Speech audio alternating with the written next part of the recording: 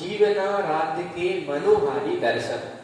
जब मीरा भगवान के लिए गाने लगी, उदाने भाभी के कठोर वचन कहे, तो तीज का समय आया। मीरा की प्रतीक्षा सफल हुई। शाम होते ही महलों में त्योहार की हलचल आरंभ हो गई। एक बड़े चौके में लोहे के खंभे पर लोहे की बल्ली लगाकर सूत के मोटे रस्से से बांधा हिडोला प्रथम महाराणा सांगा झूले, उसके साथ ही उनकी पत्नी सोलंकिणी जी एक पांव से उन्होंने झूला चलाया। देखकर आश्चर्य होता था। एक ओर पुरुष का झुंड था और दूसरी ओर स्त्रियां, उनसे कुछ हटकर दासियों का झुंड और दमा मणिया माने गाने वाले। जैसे ही झूला धीमा हुआ, सारंग देव ने सोंटा उठाया सांगा को मारने के लिए, तो वे चिल्ला पड़े, अरे काका जी, मुझे तो अभी कई बार झूले पर चढ़ना है, ऐसे मारोगे तो पीठ सूज जाएगी। माने झूले का समय आया, तीज का झूला, सावन का झूला हिडोलना, तो उस पे पहले ससुर सास झूले, फिर दास दासियां और फिर और महिलाओं के झुंड झूल रहे थे। तो उसमें एक दूसरे को चिढ़ाना, सोटे मारना, धकाना, खींचना, झुलाना होता है। आज जो अन्नदाता जरा सी गलती पर पीठ पांव सुजाए बिना मानेंगे नहीं। हम सारंग देव के इस उत्तर पर सभी हंस पड़े। नाम लीजिए सरकार। सारंग देव ने एक सोंटा पीठ पर जमाते हुए कहा, थोड़ा धीरे मारिए काकोसा, लीजिए मैं नाम लेता हूं। सुनिए जग दुर्लभ था जिसका कागा सारंग देव। चारों ओर उठती हुई हंसी के साथ दो चार सोंटे और पड़े। मेरा नहीं, बीगड़ी हुक्म का नाम लीजिए। पति को इसलिए मार रहे हैं कि तुम अपनी पत्नी का नाम लो। ऐसी प्रथा है राजस्थान में कि झूला में गाते झूलते हुए अपनी पत्नी का नाम लेना हंसी विनोद का माहौल होता है। अरे नहीं काकोसा, मैं मर जाऊंगा इस मार से, जरा इस झूले को ठहरने तो दीजिए। चढ़ते झूले पर से तो चिल्लाकर बोले बिना आपको सुनाई नहीं देगा। आप ही कहिए, चिल्लाकर तो आपका ही नाम लिया जा सकता है ना। आपकी चालाकी नहीं चलेगी सरकार। झूला ठहरने से पूर्व ही कूद पड़ते हैं आप, इसलिए चढ़ते झूले पर ही नाम लीजिए, नहीं तो नहीं ले रहा हूं, जरा पास आइए, नहीं तो फिर कहेंगे कि सुना नहीं, सो सब नहीं, यहीं से लीजिए आप। अब आप भी बुढ़ापे में क्या बचकाना करवाते हैं। यही तो हम सब कह रहे हैं कि आप भी बुढ़ापे में क्या बालकों जैसे नखरे दिखा रहे हैं। अच्छी बात है। सोलंकियां री दाहिनी कुंवरबाई नाम। अब तो और उनसे नाम लिखवा कर ही छोड़ा। महाराणा की दूसरी पत्नियां भी उनके साथ झूले पर चढ़ी और उनके नाम लिखवाए गए। अब बारी आई भोजराज की। पधारो बाबूजी। दादाओं, काकाओं और भाभियों ने उन्हें पुकारा, किंतु पिता के सामने भोजराज अपनी पत्नी के साथ झूले पर पांव रखने से लजा रहे थे। महाराणा उनके संकोच का अनुमान करके महल में जा झरोखे की जाली से अपने पुत्र एवं पुत्र वधू को झूलते देखने लगे। स्त्रियां गा रही है, हिंदो घालियो रे समडोल घालियो, अम्ब गुबारी डाल, घड़ा रे हे तालु हिंदे चढ़या, केसरिया मारा सिसोदिया रो पेच, घड़ा रे हौसिला हिंदे चढ़या। आई आई सावड़िया रीति,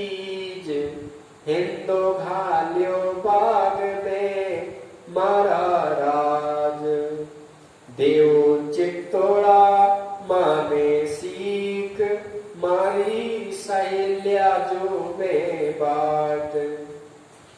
झूला धीमा पड़ते ही रतन सिंह ने डोर सहित भोजराज को बाहों में भर लिया। मैंने आपको इसलिए मार नहीं लगाई बाबूजी हुकुम कि आप दासी राज की तरह पुकार कर नाम नहीं ले सकते थे। अब यदि आपने विलंब किया तो मैं उतरने नहीं दूंगा। शीघ्रता से बता दीजिए भाभी सा का नाम। छोटे भैया है भोजराज के रतन सिंह, वो सबकी पत्नियों के नाम कहलवा रहे थे। तो भोजराज से भी बोले भाभी का नाम बता दो। मेड़ दिया घर री थाती मीरा आब आकाश रो फूल। बस अब तो रतन सिंह आब रो फूल का विचार करते ही रह गए और भोजराज उतर पड़े। मीरा को स्त्रियों ने घेर कर पति का नाम पूछा तो उसने हुलसा कर बताया। भोजराज भी सटक गए आकाश रो फूल के और यहाँ पे मीरा को रानीवास की स्त्रियों ने घेर लिया और कहा कि पति का नाम बताओ। राजा है नंद राय जीजा को गोकुल गाँव, यमुना तट रो बास है गिरधर प्यारो नाम। अब क्या कहा आपने? हम तो बाबूजी का हुक्म पूछ रही है। इनका नाम तो भोजराज है। बस अब मैं जाऊं। मीरा अपने महल को चली गई। वे गुनगुना रही थी। मीरा ने दो ही बातें कही, गिरधर प्यारो नाम, यमुना तट में वास है गिरधर प्यारो नाम। स्त्रियां बोली हम तो उनका नाम पूछ रही थी बाबूजी हुक्म का। तो मीरा ने कही इनका नाम तो भोजराज है। वो मीरा कह के सटक गई। उनने पति का नाम तो गिरधर गोपाल बताया और जब उनसे बाबूजी हुक्म पूछे तो भोजराज कह के चली गई। हिडोलो पड़ो कदम की डाल, माने झोटा दे नंदलाल। भी आकर अपने प्राणाधार के सन्मुख बैठ गई। जैसे ही तानपुरी के लिए हाथ बढ़ाया कहीं पपीहा बोल उठा, हृदय में जैसे दामड़ी लहरा गई हो। पपीहरा काहे मचावत शोर, पपीहरा काहे मचावत शोर। पिया पिया बोले जिया जरावत गोर, पपीहा काहे मचावत शोर। अम्ब बाकी डाल पुकर कोयलियां बोले, रही रही बोले मोर, पपीहा काहे मचावत शोर। नदी किनारे सारस बोलियो, मैं जानी पिया मोर, पपीहा काहे मचावत शोर। नेहा बरसे बिजली चमके, बादल की घन घोर। मीरा के प्रभु देगी दरस दो, मोहन चित के चोर, पपीहा काहे मचावत शोर, पपीहा काहे मचावत शोर। मीरा गा रही है। भजन पूरा करके जैसे ही मीरा ने आंखें खोली, वह हर्ष के मारे बावली हो उठी। सन्मुख चौकी पर श्याम सुंदर बैठे उनकी ओर देखते हुए मंद मंद मुस्कुरा रहे थे। मीरा की पलकें स्थिर हो गई, कुछ क्षण देह जैसे जड़ हो गई। फिर हाथ बढ़ाकर चरण पर रखा, यह जानने के लिए कि कहीं यह स्वप्न तो नहीं है। उसके हाथ पर एक अरुण करतल आ गई। वह स्पर्श, वह स्पर्श, वह स्पर्श, वह जगत भूल गई।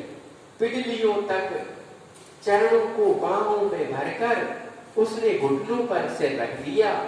गोविंद की उंगलियां उसके केसों में घूमने लगी। सावन की तीज को मीरा गा रही थी झूला के बाद। गाते गाते जब आंखें खोली तो चौकी पे गिरधर गोपाल में। मीरा ने सोची क्या सच्ची बात है। उसने हाथ बढ़ाया, भगवान के चरण छुए, हाथ घुमाया पैरों पर, तो उसने अपने भगवान की गोदी में चरणों में सिर रख दिया। भगवान मीरा के सिर पे हाथ फेरने लगे। 22 हुक्म मंगला ने एकदम प्रवेश करते हुए कहा और स्वामिनी को अटपटी अवस्था में देखकर ठिठक गई। मीरा ने पलके उठाकर उसकी ओर देखा। मंगला, आज प्रभु जी पधारे हैं, जीवन भोजन की तैयारी कर। मिथिला से कह कि यही पलंग बिछा दे, चौसर भी यहाँ ले आ, आज मैं यही सोऊंगी, तू महाराज कुमार को निवेदन करा। मीरा की हर्ष बेहल दशा देखकर मंगला भी प्रसन्न हुई और चकित भी। वह शीघ्रता से संदेश प्रसारण करने लगी। क्षण भर में तो मेड़ तड़ी जी के महल में गाने बजाने की धूम मच गई। चौकी में दासियां नाच रही थी। भोजराज को भी थोड़ा आश्चर्य हुआ। आज 22 हुक्म मंदिर में ओढ़ेंगी। मंगला ने विनम्रता से हाथ जोड़ के निवेदन किया। क्यों, प्रभु पधारे हैं, कहकर मंगला चुप हो गई। भोजराज गिरधर गोपाल के कक्ष की ओर मुड़ गए। वहां जाकर देखी मीरा की प्रेम बेहल दशा। वह जैसे बार बार किसी को चूम रही हो। हर्ष में आंखों में हर्ष के आंसू, रोम रोम पुलके, ओंठों पर हंसी खिली पड़ती थी। बीच बीच में बाष्प रुद्ध कंठ से टूटे हुए शब्द उच्चारित होते थे। बड़ी कृपा की, बड़ी कृपा। जुग बीत गए, आंखें पथरा गई थी। अब ना जाना, अब ना जाना, ऐसा मीरा कह रही है। भोजराज ने आश्चर्य से देखा, मीरा के हाथ किसी की देह पर घूम रहे हैं। एकाएक ओम ओम कहकर हंस पड़ी और लगा जैसे लाज से मुंह छिपा रही हो। यह क्या है, क्या हो रहा है, यहाँ कौन है, यहाँ मुझे क्यों नहीं दिखाई देता। भोजराज सोच रहे थे। मीरा की दृष्टि भोजराज पे पड़ी। पधारिए महाराज कुमार, देखिए मेरे स्वामी पधारे हैं, आइए इनसे मिलिए। ये है द्वारिकाधीश मेरे पति।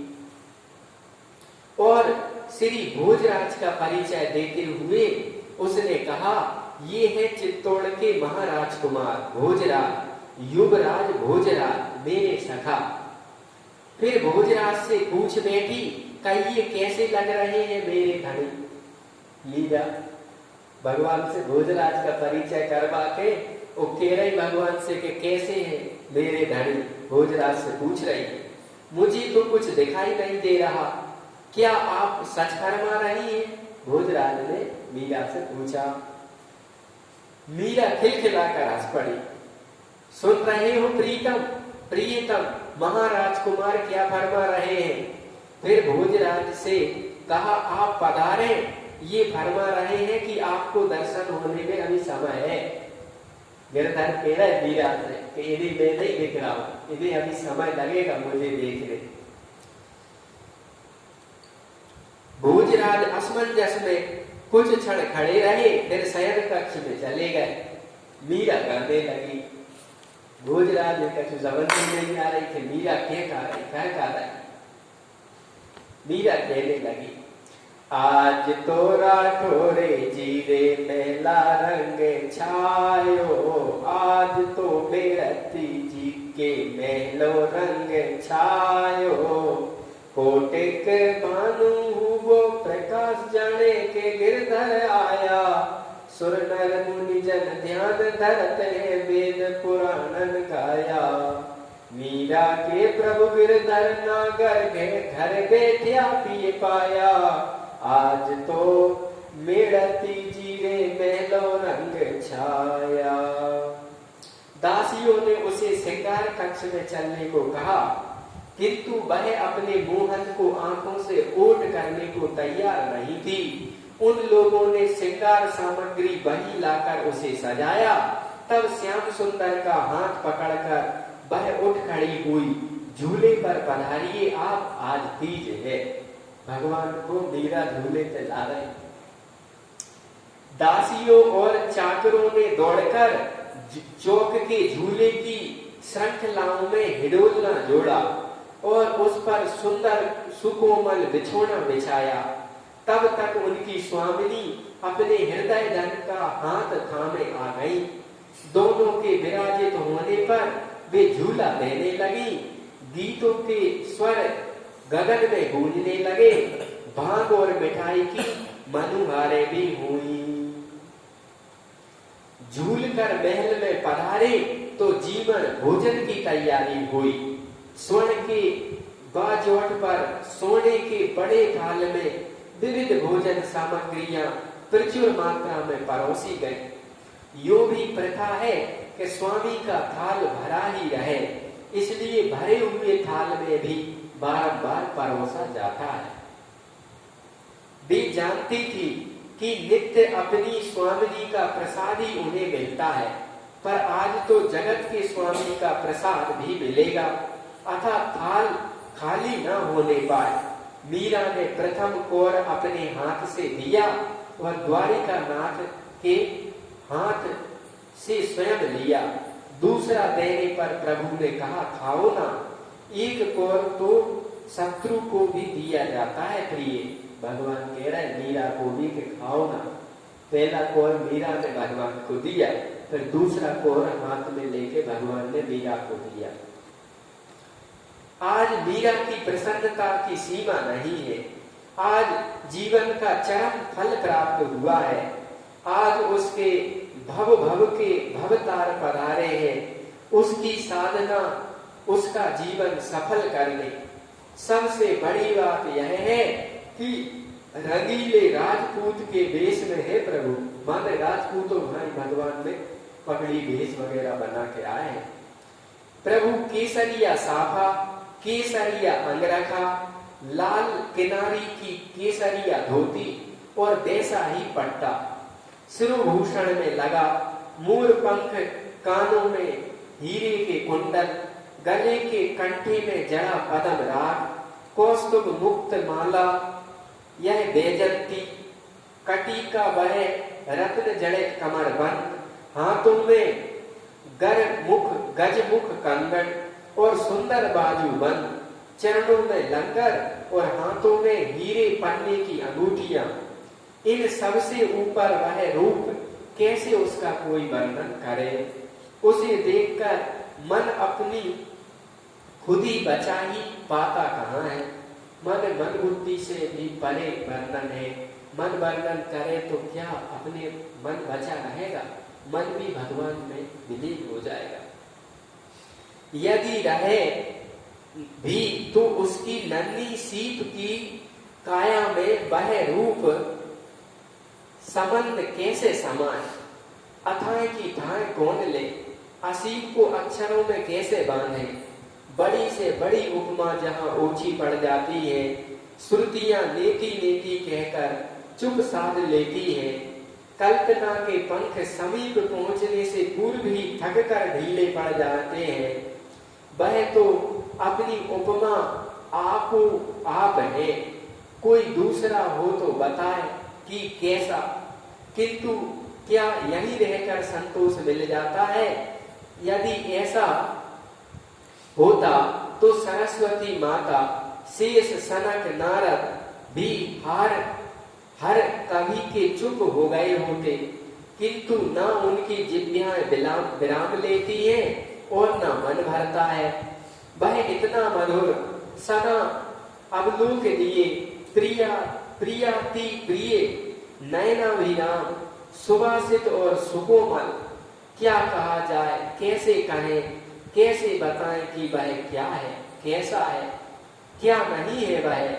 मीरा भी केवल इतना ही कह पाई, थारी छवि प्यारी लागे, राज राधावर महाराज, रतन जड़ित सिरे पेच कलंगी, केसरिया सब साज थारी, छवि प्यारी लागे राधावर महाराज।